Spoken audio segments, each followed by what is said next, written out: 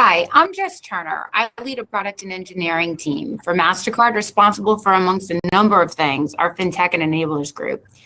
We're really driving how we partner with FinTech companies globally and designing and building developer-friendly products and APIs to meet FinTech needs for the future of payments and commerce. I'm delighted to be here today with some of the leading cutting-edge global FinTech companies to discuss the payment sales funnel and how it can be fine-tuned to help meet the needs of females and women at every stage of the world, all over the world. It's imperative that we design a world with women in mind, with women involved, and incorporating diverse perspectives to create more powerful ideas, offerings, and really innovative scale like we are all expected to do.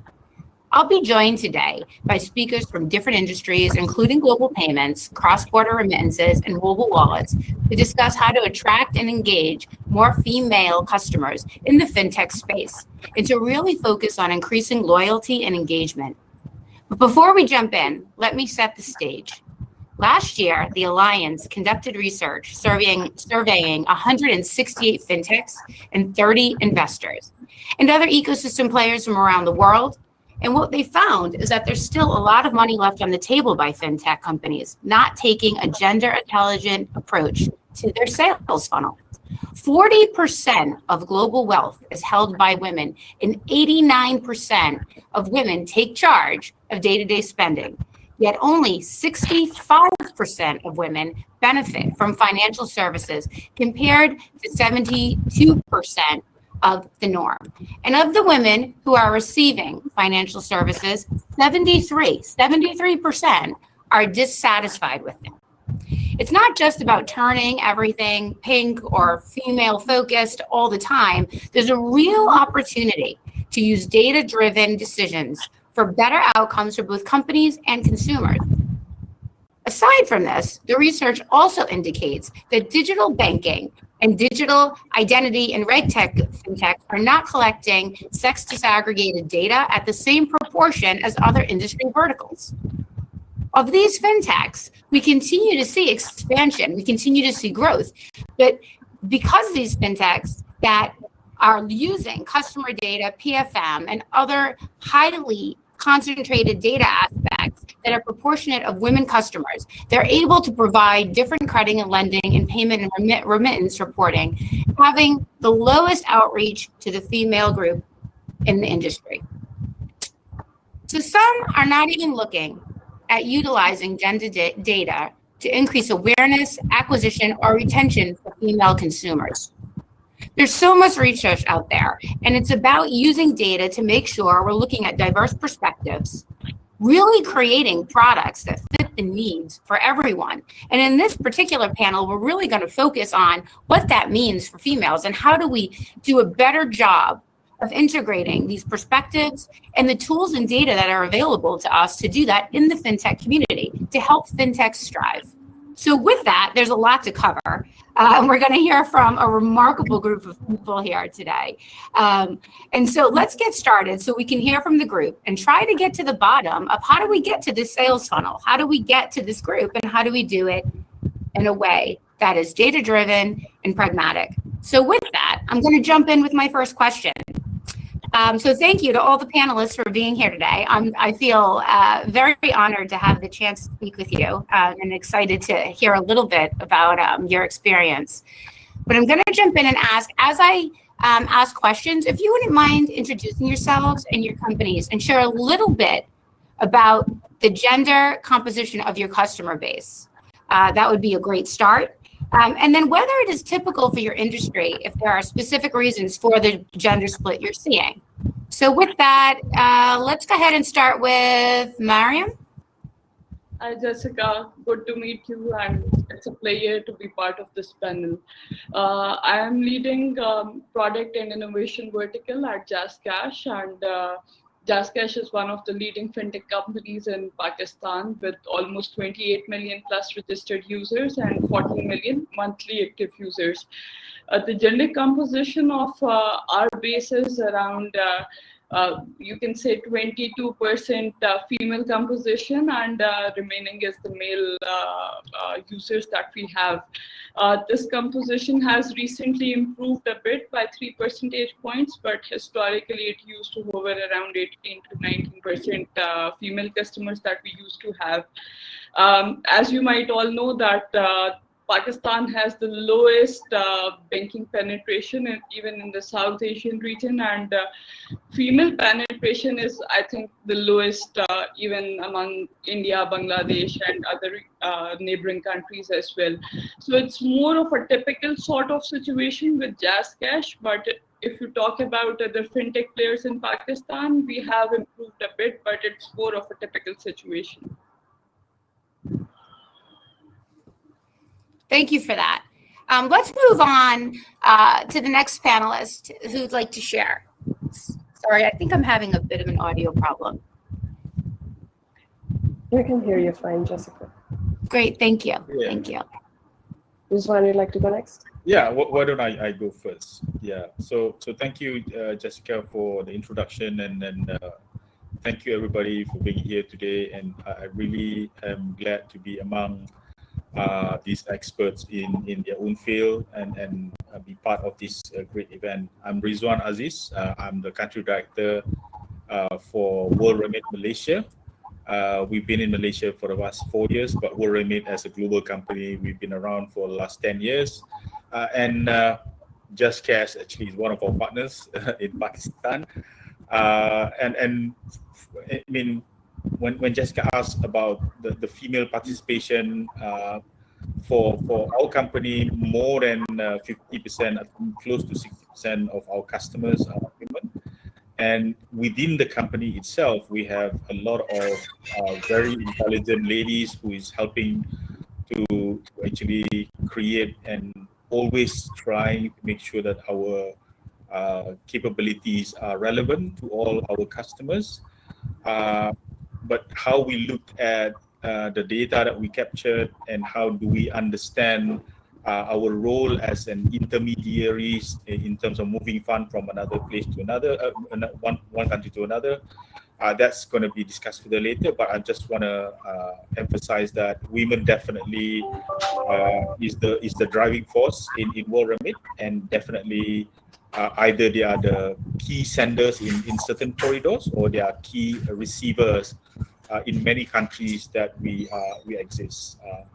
And very, very thankful to be here and hope to share and learn from the rest as well. Thank you.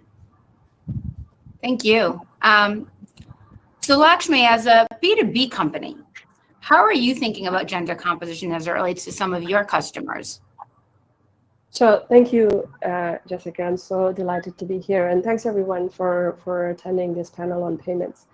I really appreciate the opportunity to share my thoughts. And Lakshmi, I work for Rapid, which is a fintech company that allows businesses to accept local payments everywhere without having to build complex payment infrastructure themselves. What we do is we allow our clients, or businesses predominantly, to leverage our global payments network as well as fintech as service platform in order to collect as well as disburse funds and build innovative payment solutions for their customers. So Jessica, as you said, we're a B2B company, so I can't necessarily speak to the gender compositions of our clients because they're predominantly businesses themselves. However, among many of our clients, we count Lucy, which is a female platform focused on empowering women to have access to affordable financial services. We also have LightPay among our client list, whose offerings cater to freelancers, to real estate agents, two segments in which women tend to be well represented in as a client of those businesses. So while I can't necessarily speak to it, what I have noticed is where our clients and our partners pay special attention to three critical factors: education, trust, and customer experience. They have a greater success of onboarding women into their platform and retaining for the long term, which is great because women on the whole have higher lifetime value. And as a bonus, because women tend to ask more questions, dig deeper, and take time to arrive at informed decisions. Any company that is able to meet women's expectation often exceeds men's expectations. Thank you for that. All right, so I'm going to move on to kind of another topic. I'm going to go ahead and ask Rizwan, if you don't mind sharing, if World Remit has specific targets when thinking about women as a segment, and kind of how you put those in place, if so. Yeah, so this is where we notice that what we do as a company is definitely trying to make life better for the family unit. And most of the time, when you look at the nucleus of a family unit, it's going to be women who's going to be driving a lot of the domestic decision and most of the key decision. I give you one example. If let's say, for example, for corridors that is sending to the Philippines, where a lot of the migrant workers that actually are sending money to the Philippines, predominantly these are women, whether from the Middle East, most of them are nurses or domestic helpers, and many other countries.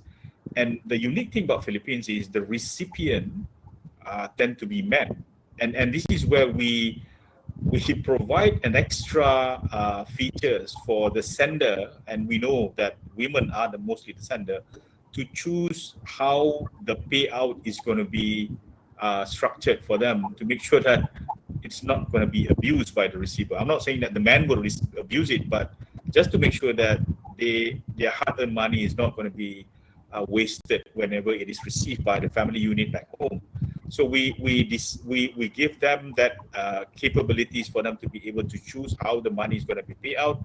And some of the cases, we also work together directly with some of the either e-commerce platform or specific supermarkets, or to make sure that the money is spent directly and where it can be spent properly and not just as cash. So this is one of the ways where we make sure that the beneficiaries as well as the sender knows that the money is going to be able to be used for the purpose largely for the family well-being. That's one way. And those data that we get, we also make sure that it is shared with other markets that have similar tendency, for them to be able to then notice that this is something good for making sure that the family unit is keeping intact, especially from a financial perspective. So these are among the steps that we take, but it is not entirely something that we could actually put in all markets or all payment rail that we are servicing, because it is something that in certain other payment rail that we are looking at, gender diversity is something that is not that sensitive to begin with. So this is where when you talk about using data intelligently, we definitely scrutinize the data that we get to make sure that for women, they are really empowered, because we know that it goes a long way in terms of the benefit that we'll get. But in certain other markets where the sensitivity of it is not that obvious, we'll make sure that the education about the importance of keeping a family together is something that is beneficial, and we will keep monitoring this to make sure that we understand how the dynamic actually works given certain payment rails that we service. So that's to begin with in terms of how we use the data and make sure that women especially is going to be given as much empowerment as possible in terms of making sure that they get the benefit. Yeah. Thank you. That's really helpful and insightful. And I have to tell you, from my seat, hadn't thought about that as a product feature. And designing the product and the services end to end it feels really important on this journey. So with that, Miriam, maybe you could talk a little bit about JazzCash. And I'm curious, when you go through that, if you can think about or explain how you're thinking about really your customer all the way through the life cycle. How do you keep them engaged as you're creating these new products and engaging with them at different stages of interaction? Right.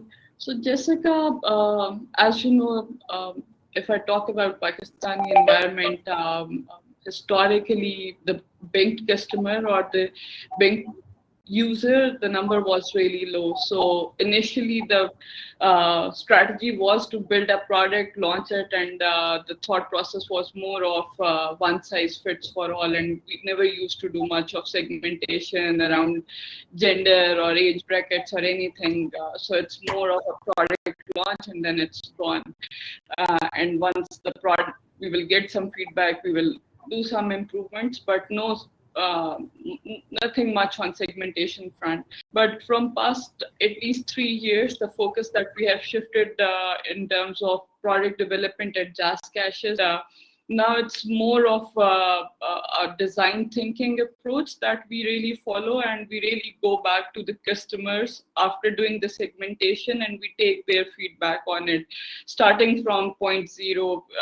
If we talk about, I will just give you one example. As Lakshmi mentioned, Pakistan is the 4th largest freelance market, and we provide services all across the world in terms of providing the products. And one thing that we have seen and we come across after doing a lot of interviews from the customer is that commercial bank doesn't even open a bank account for freelance community. So they simply deny, because you don't have a pay slip to provide to us, so we are not going to entertain you.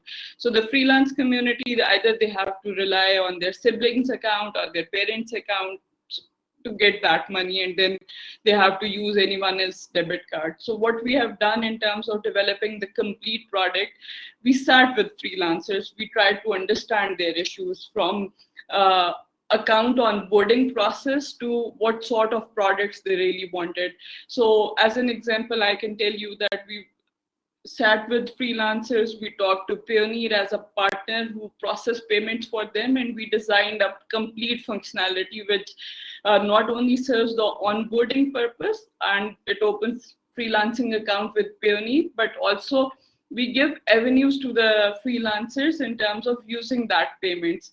Not only payment come from abroad to Pakistan, but there are freelancers who sublance these payments within Pakistan. So we develop complete ecosystems. So that's generally our approach in terms of developing products. We take feedback from the customer and then build products which are customer driven, or products which are based on customers' needs.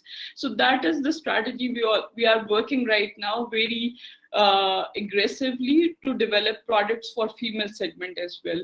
So we have done a lot of work in terms of creating awareness and acquiring more female customers, but we have not yet launched very female specific product. But our process is now we have shifted from more of a waterfall approach to more of a design thinking or customer centric product development approach. So we have very aggressive target in terms of bringing or increasing female penetration in our base, and we are working with Women's World Banking and GSMA in terms of delivering these targets. So by the end of 2022, our target is to achieve 23% female penetration in our active base. So that is an aggressive target for us, from 20% to 23%, but we are really working hard to achieve that target. Thank you. Thank you for that. I have so many questions. I wish we had like 25 hours, but we don't. So, you know, as I was listening to you talk, I was thinking about like, how does marketing and awareness, how does that work? But because we have such a finite period of time, I'm actually going to jump into a slightly different topic, which is really about consideration of how we get access to these women. And with that, I was going to actually reach out to Lakshmi and think about onboarding. What are some key mechanisms you're doing to ensure seamless registration for women? And, you know, feel free for others to jump in as well, but curious for your thoughts there. So Alliance research actually shows that most fintechs have less than 20 seconds to convince folks to stay on their website and go through that process. And more than 40% of them drop off. All users, men and women, drop off if the registration process is too cumbersome or time consuming. More women than men, obviously.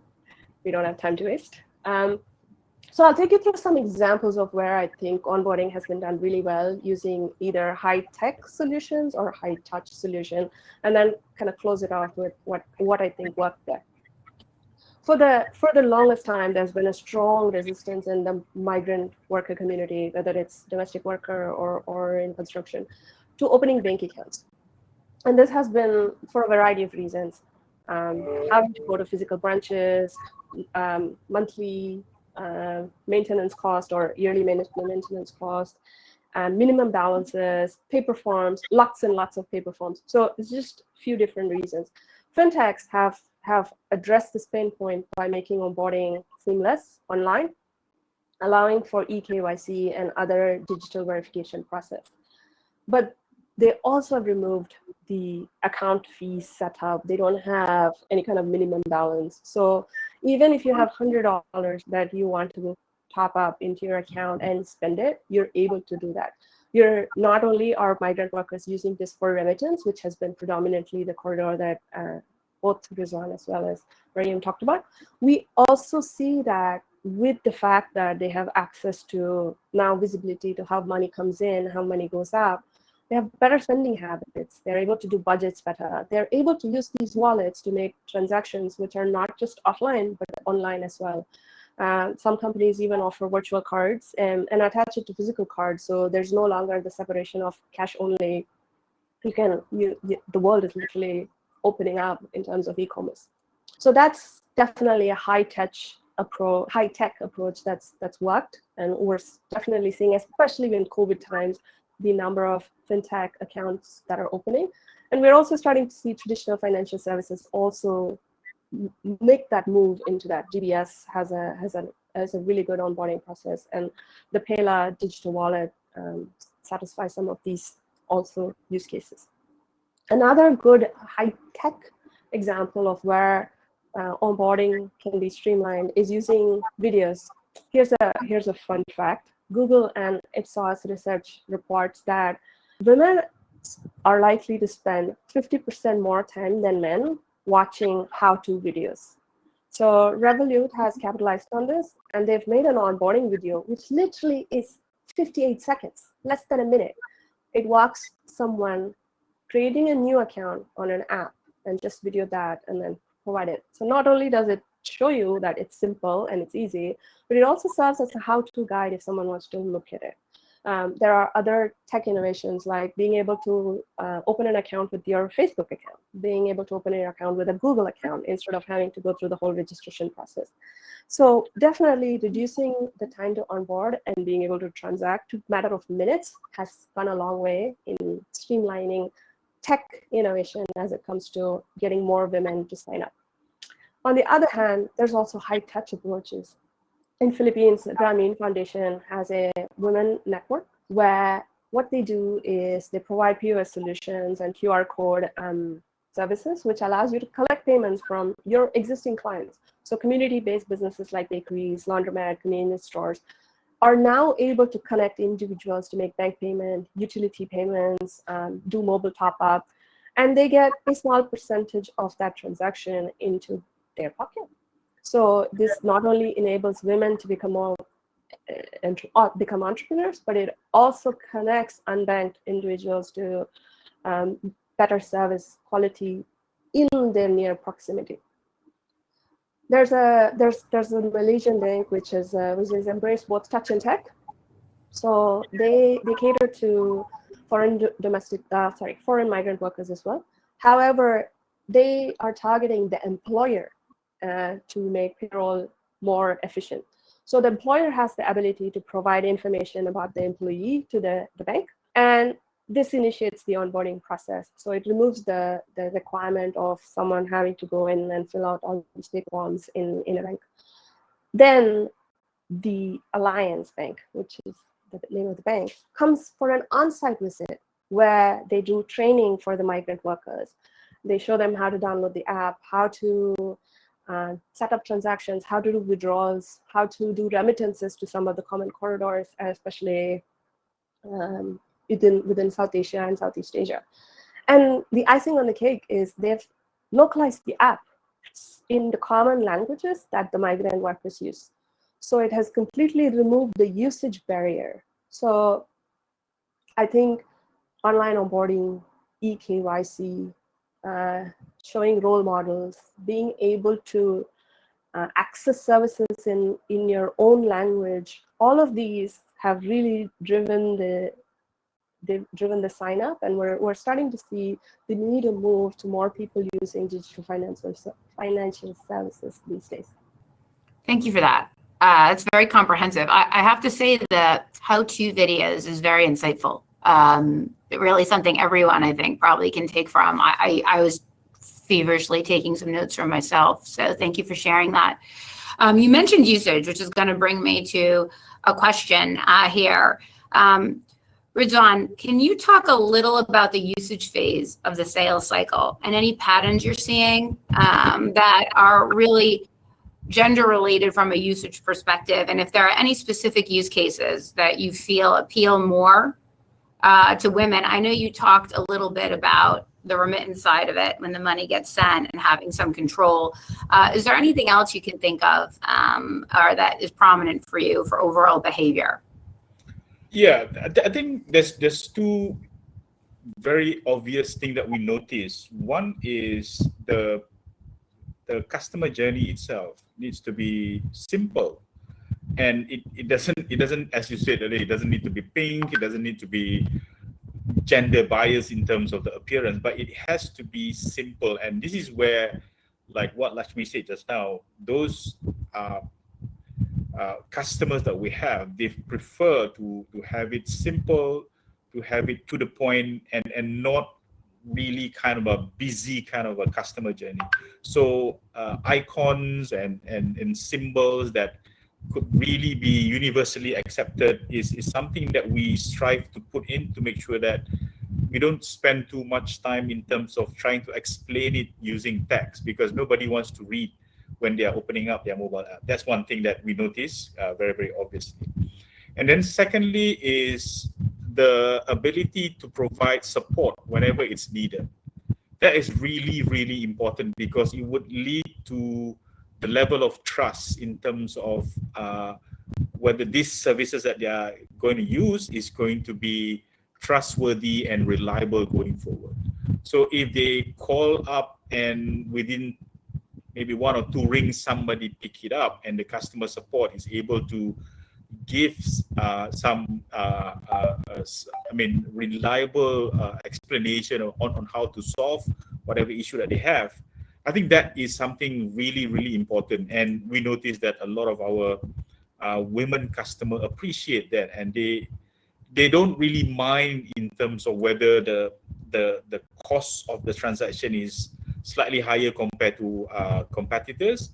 But as long as that trust and that level of support is available whenever they want it, I think that is really, really important. And the moment you are unable to provide those simplicity as well as the level of trustworthiness, you will lose them. So this is something that is very sensitive that we notice, especially to our women customer. And to be very honest with you, based on my observation for the past 4 years that we run the apps in Malaysia, they are loyal whenever you keep and maintain these two aspects. Regardless whether your FX rate might be slightly higher or your transaction fee might be slightly higher compared to others, but the trust that they have with you is really, really there. And no matter what others are saying, as long as they get at least these two items and these two aspects to be supported all the time, I think you would have a very good followers and very loyal customers that has been with us for at least in Malaysia for the last 4 years. So this is really something that we notice, and I think that is translated in terms of how we then build our product and try to improve our services going forward by not neglecting this. And this week it is so happened that we have customer support week, so 5 days of brainstorming in terms of how further we can actually improve and looking at it as well from a gender intelligence perspective. Thank you. That's That's very helpful. And I think what I'm going to do here is, like I said, I wish we could keep on going forever, is I do have a question from the audience that, a lot of noise going on here. I do have a question from the audience that I am going to give to Miriam, if that's okay. And then I'm going to try to squeeze in one last wrap-up question, if that's, we're going to make this work. So the question here is, have you considered adopting a gender differentiated algorithm to counterbalance? And if so, what would be your thoughts on that? It's a tough one. Yeah, no, it's not. Basically, we have been having a lot of discussion around this particular topic. Reason being because of the social norms here, a lot of data that we have been receiving here suggested that the split that we have been seeing here within our base might not be a true depiction of what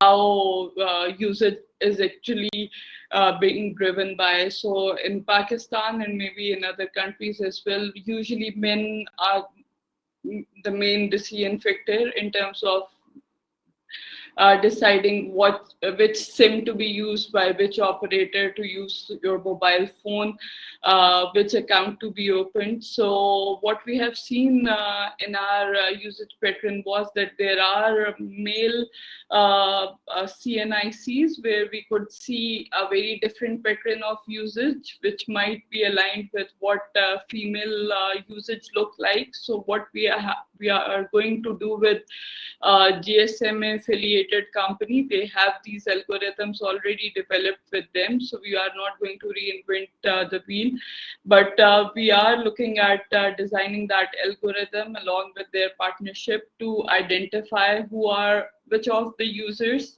based on their usage are actually female users, because there might be a chance where I might be using my husband's account and all the transactions are being driven by me, but they are not depicted as Mariam as a user or a female as a user. So that is something that we are going to do that will give us a very true depiction in terms of our learning and what strategies are going to work.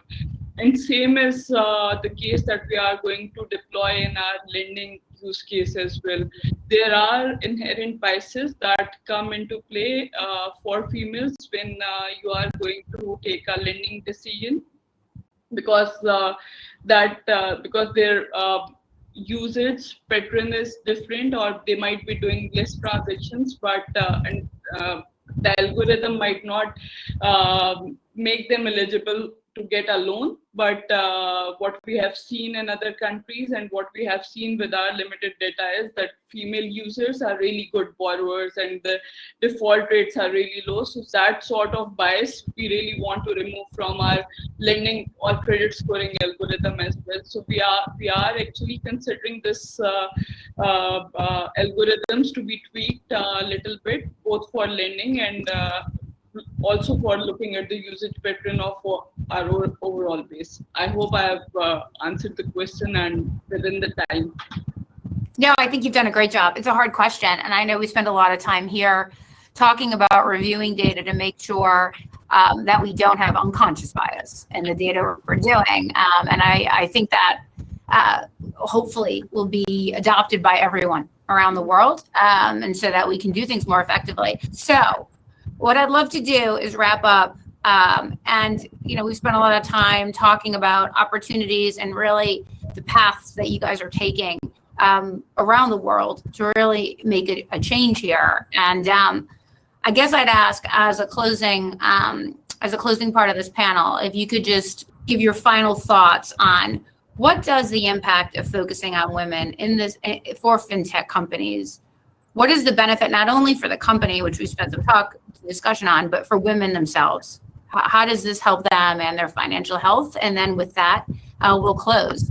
So whoever wants to go first, go ahead. Sure, I'll start. There's lots of research which says that remittance costs women 25% more than it costs men. It's because of pay disparity. It's because of the number of times women send remittances versus men do. it's because they use cash because of lack of technological or financial literacy. If women had 25% more money, again, UN research source that it will go to their families. It will go to empowering their children. It's go to their education, nutrition, which again builds up the next generation of potential and goes back into their community. So making finances, allowing women to have financial independence and access to money not only benefits them, but it benefits all of humanity. As Melinda Gates said, when you lift up women, you lift up humanity.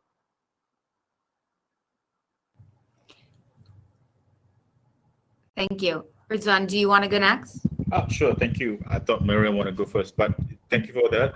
Thank you for having me here today. It's very, very beneficial to learn from all of you, Lakshmi, Miriam, as well as Jessica.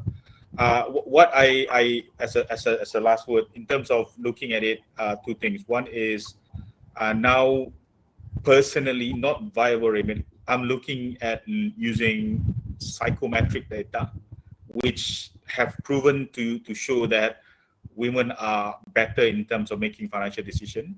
And secondly, is also about changing the mindset of the policymaker as well as the decision maker in organization, especially at the top level, in terms of understanding that the statistic, the facts, and the learning that we have gathered so far point to the fact that it's more beneficial to actually focus on women as either employees or your focus customer, rather than the typical approach of what we've been doing for the last millennial, because I think it's something that needs to be changed in terms of how we make decisions going forward. So this is where it's a tough thing, because a lot of the board members anywhere that you go are mostly male, and they are, and the way they think also has been somewhat structured in a way where they look for certain traits that's mostly biased towards men. So my last parting word is, let's look at the stats, let's look at it from a different way, first principle thinking, and then let's take action again.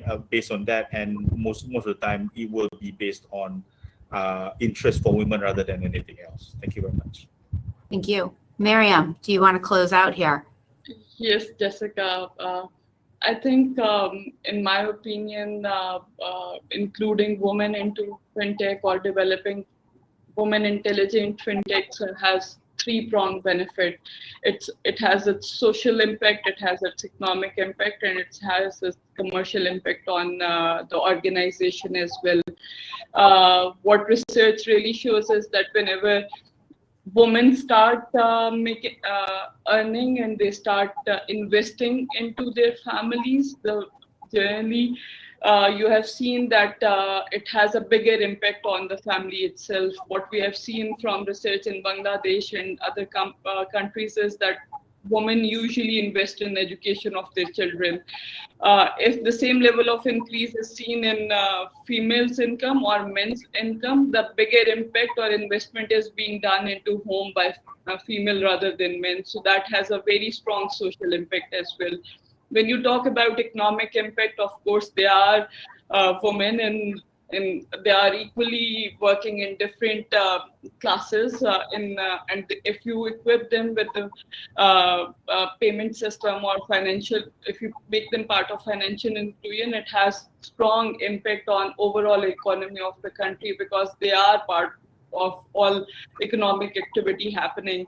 And as Rizwan mentioned, I think companies need to take more of database decision, because when you include women in your target audiences, it has very strong impact in terms of not only your financials, but in terms of your loyalty as well.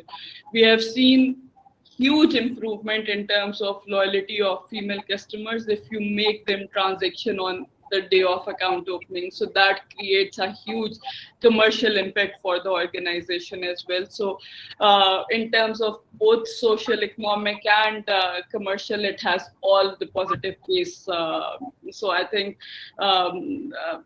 VCs and investors should look for all. They should invest in all the companies where the focus should be, where the focus is female-centric products or business. So I think that's the perfect point to close on. It really is about doing well by doing good. There's huge economic upside for your business as a fintech when you focus on women, and it couldn't be said better than lifting up women is lifting up humanity. This is a win-win on both sides. So putting a lot of energy here, it seems like the right answer for everyone. And so with that, I have to say you are such a remarkable group. I knew that before going in here. I know it even more now, and I can't tell you how much I've personally taken from this session. So thank you so much for your time. And I wish you complete success on your future endeavors, not only here, but in everything you're doing. So thank you, everyone. Thank you. Jessica. Thank you. Thank you very much. Thank you, everyone.